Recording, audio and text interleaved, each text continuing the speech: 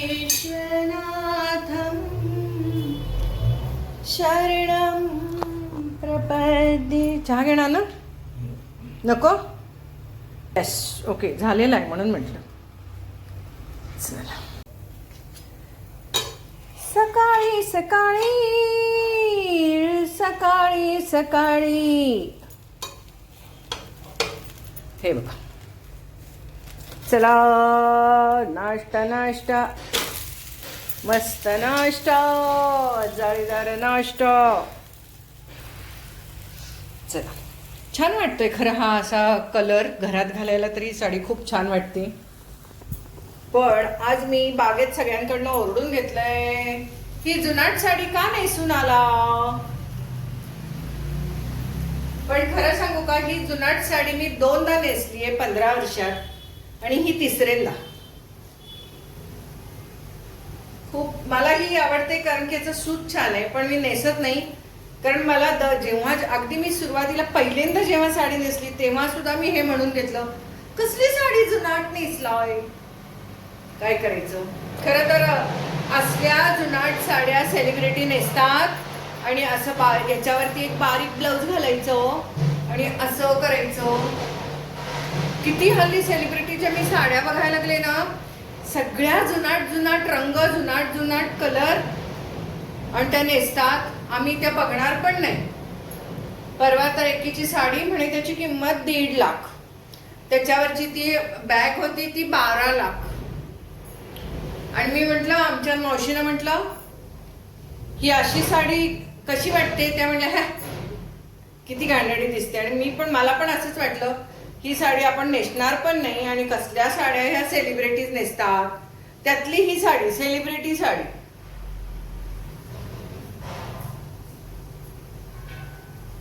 ह्या अशा साड्या काहीतरी ऑनलाईन दाखवतात असं करून आणि आपल्याला त्या आवडतात. मी काही ऑनलाईन घेतलेली नाही. अशा साड्या, आवडणाऱ्या साड्या. ही एक अतिशय मऊ साडी आहे, त्यामुळे मी ठेवली आहे. म्हातारपणी असू दे, कधीतरी लागते ना, म्हणून मी ही साडी ठेवली आहे. पण मी तिसऱ्यांदाच घातली आणि तिन्ही वेळेला मी बोलून घेतलेलं आहे कसली जुनाट साडी नेसलाय. ब्लाऊज तर इतका सुंदर आहे, मस्त आहे, फिलिंग छान आहे. चला, नाश्ता नाश्ता नाश्ता नाश्ता नाश्ता नाश्ता. चला, मस्त मस्त नाश्ता, लोणी अँड चटणी. हा बोल, काय झालं. बर बर बर, का ग. बर बर, ठीक आहे ठीक आहे.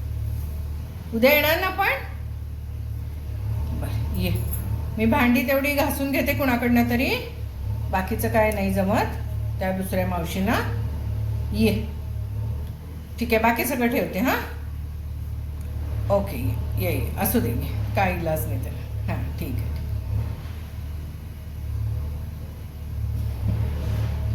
मावशी येणार नाहीत आज,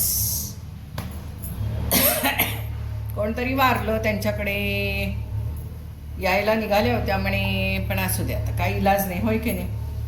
चला, कंबर बांधा पदर बांधा पदर बांधा, नाश्ता भरपूर करायचा, पदर खोचायचा आणि बाकीची कामं करायची. आज तर एवढा पसारा पडलाय. असू दे घ्या, आता आज बेडशीट वगैरे सगळी काढूया, म्हणजे त्याची सगळी घाण पडते. चलो चलो दिलदार चलो, चांदो के पार चलो, केर फरशी करो. अहो, 2 चपात्या जास्त आणा आज. मावशी दुसऱ्या त्या मावशी आहेत ना, त्यांना अचानक बोलवलंय. मग त्यांचा कुकर लावून झालाय. मग म्हटलं तुम्ही 2 चपाती जरा जास्त आणा. काय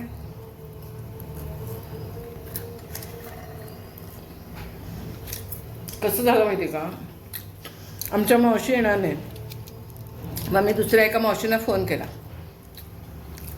तर त्या म्हणल्या येते, मी कुकर लावलाय, चपात्या करते आणि मग येते. मी म्हटलं किती करणार आहे? 2च करणार आहे म्हटल्या चपात्या.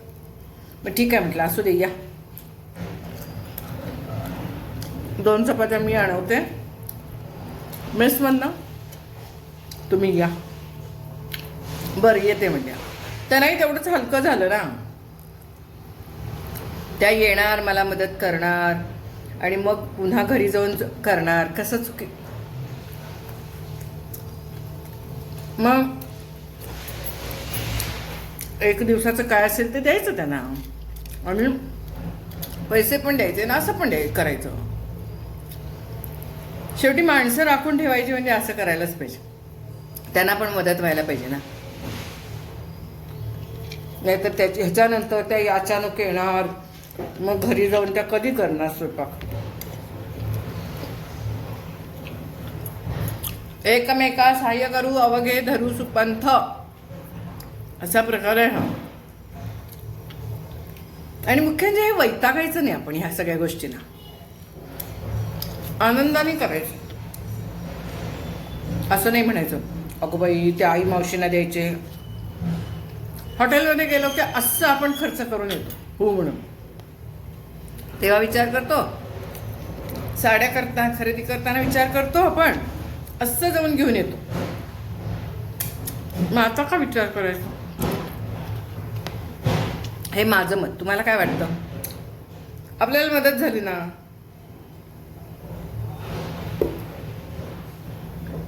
आता वरच्यावर फरशी करून टाकीन, धुणं त्या उद्या आल्यावर धुतील. ते काय सगळं डबल असतंच आपल्याकडे.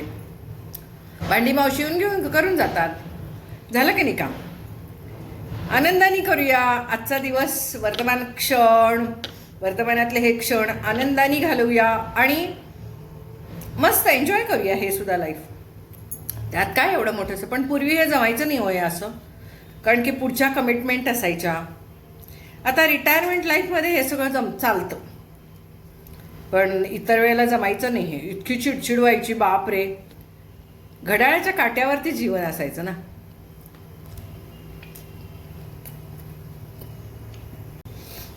वर्किंग वुमेनला अवघड पडतं या सगळ्या गोष्टी. अचानक जर कोणी सांगितलं मी येणार नाही कामाला, हाऊस हेल्पने, काय करायचं?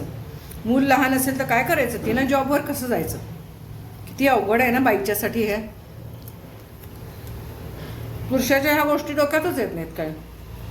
पण बाईला सगळं घर मॅनेज करावं लागतं.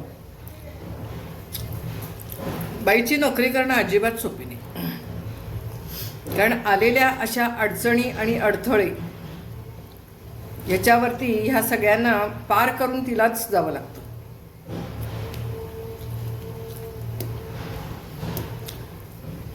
त्यामुळे वर्किंग वुमनचं लाईफ अतिशय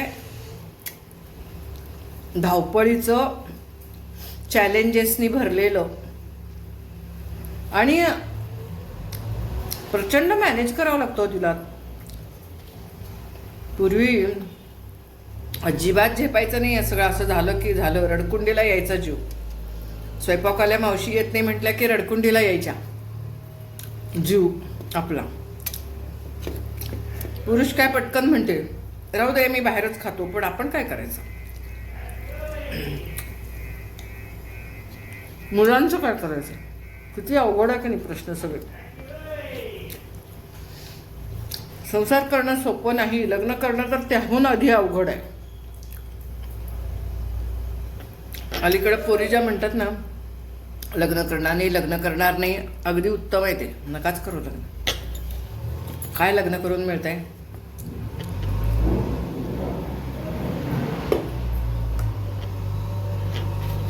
अष्टभुजासारखं काम करावं लागतं माहिती आहे. सगळ्या हातांनी कामं करावी लागतात. डोकं चालवावं लागतं, डोकं शांत ठेवावं लागतं. आणि वर आपण खरोखर बाई नसेल ना पुरुषाला काही जमणार नाही.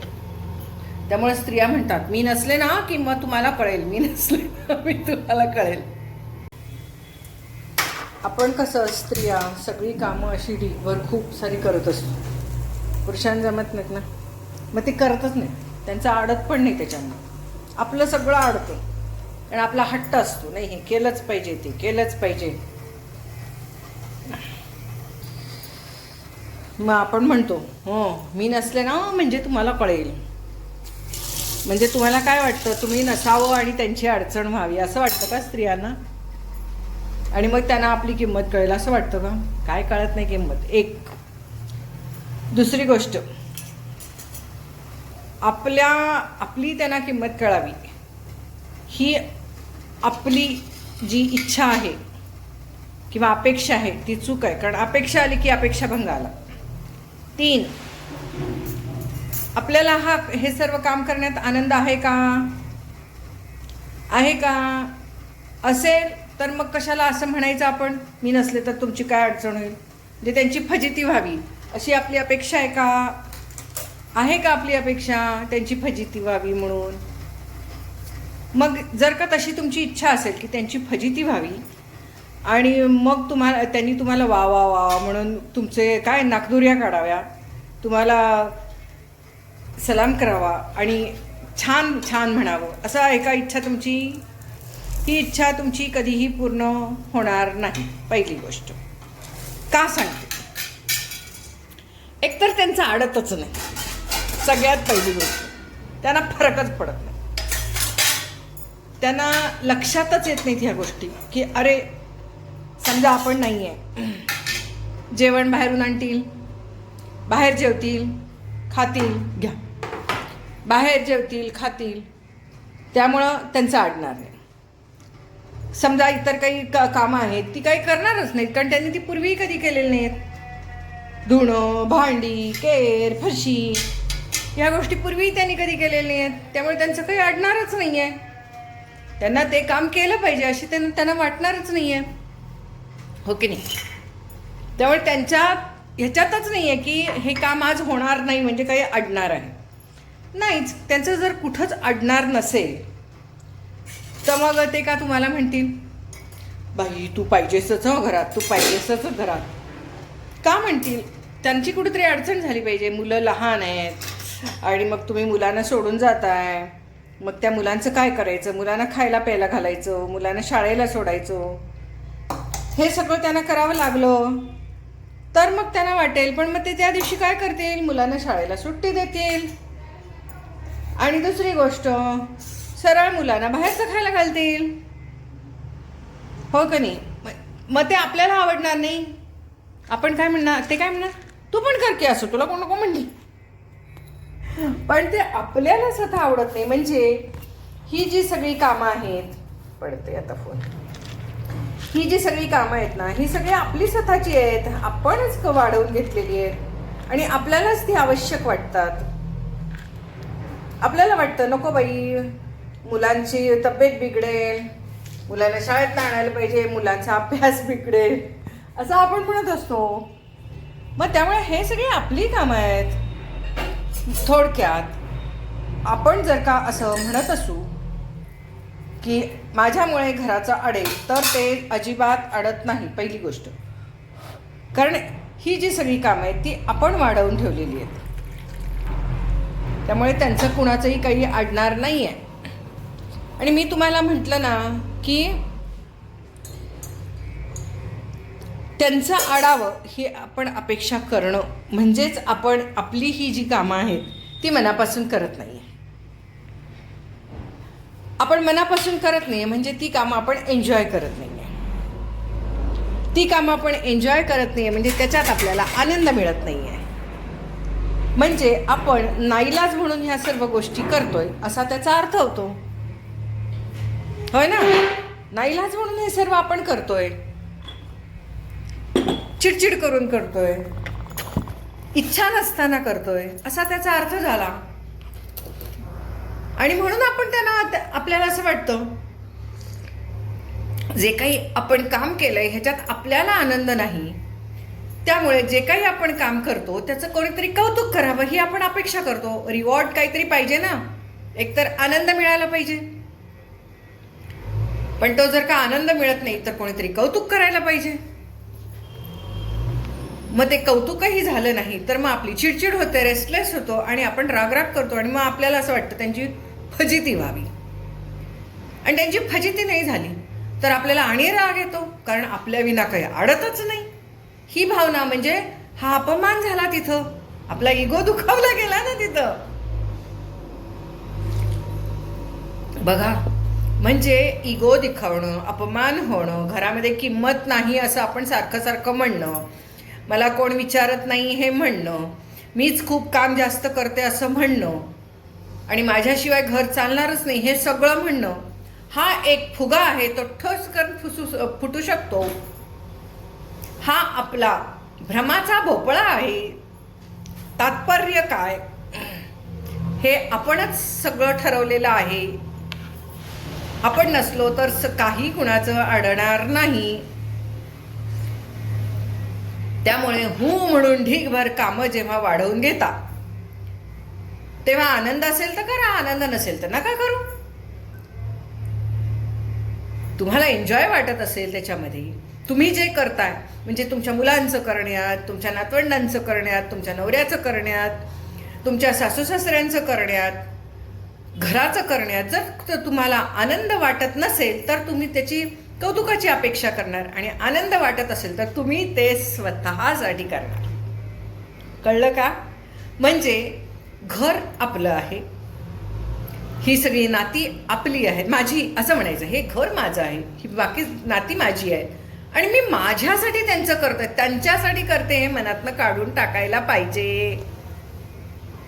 याच्यात आपल्याला आनंद, आपण जेव्हा बाहेर जाऊन नोकरी करतो तेव्हा ती काय आपल्याला आवडते का? आनंद असतो का रोज त्याच्यात? नाही. मग आपण ते का करतो? त्यातनं रिवॉर्ड मिळतं, पैसा मिळतो, पगार मिळतो म्हणून आपण करतो, होय की नाही? मग ह्याच्यातनं पैसा मिळत नाही, पगार मिळत नाही म्हणून आपल्याला आनंदही वाटत नाही. असं काहीतरी झालेलं आहे आपलं आता. थोडक्यात आनंद हा आपला पैशाशी जोडला गेला आहे. तात्पर्य,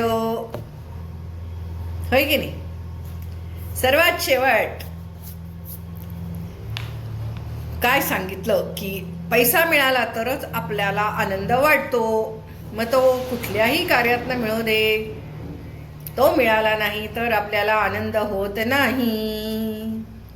पैसा मिळाला तर आपण कितीही कष्ट करतो, अपमान सहन करतो, ॲडजस्टमेंट करतो, परंतु पैसा मिळाला नाही तर आपल्याला ह्या सगळ्या गोष्टी अडचणीच्या वाटतात, लादलेल्या वाटतात. तुम्ही मग डबा आणणार असाल तर ह्याच्यातनंच आणणार का? पॅकिंगमधनं? बर, ठीक आहे. नाहीतर मग एक्स्ट्रा आहेत ते डबे देऊ का? ठीक आहे, ओके ओके ओके. अशा या सगळ्या गोष्टी आहेत. तर पैसा म्हणजे आनंद का काय, हे आता आपण विचार करण्याची गोष्ट आहे. सगळ्या ठिकाणी पैसा हाच आनंद, हे गणित आता झालेलं आहे. त्यातनं हळूहळू आपण बदलायला शिकलो पाहिजे. पैसा मिळवायचा, पैसा वाढवायचा, अधिक पैसा मिळवायचा. ह्या सगळ्या गोष्टींच्या पायी आपण आपली मानसिक, शारीरिक, आपण हेल्थ काढून आपली गेलेली आहे. आवाज कसला यायलाय? हेल्थ सगळी आपली यामध्ये गेलेली आहे. नाती गोती, कुटुंब, समाज हे सगळं आपल्यासाठी आता नगण्य आहे. पैसा झाला मोठा. आपल्याकडे ज्या कामाला मावशी येत असतात, साधी गोष्ट, त्या हे काम आनंदाने करतात की नाही? करायचं म्हणून करतात का? आजारी असल्या तरी येतात, अडचण असली तरी येतात, शक्यतो सुट्टी घ्यायचा प्रयत्न करत, म्हणजे नाईलाजाने येतात, सणावारी येतात, हो का नाही? मग का येतात त्या कामाला? कारण हा त्यांचा जॉब आहे आणि यामधनं त्यांना पैसे मिळतात. स्वयंपाकवाल्या मावशी येतात आपल्याकडे, स्वयंपाक करतात, पण त्याचे त्यांना पैसे मिळतात म्हणून ते आनंदाने करतात. गृहिणीला या सर्व गोष्टीचे पैसे मिळत नाहीत, त्यामुळे तिला यामध्ये या गोष्टी लादल्यात असं वाटतं, आनंद वाटत नाही. म्हणून ती चिडचिड करते घरातल्यांच्यावरती. मला तुम्ही मदत करत नाही, माझं तुम्ही कौतुक करत नाही, मी किती करते, मी किती करते, मी किती करते. बरोबर आहे ना? पण तीच गृहिणी वर्किंग वुमन असेल तर ऑफिसमध्ये जाऊन ढिगभर कामं करते, कारण त्याला पैसे मिळत असतात. थोडक्यात आजकालच्या या युगामध्ये पैसा हेच सर्वस्व आहे. कन्क्लुजन.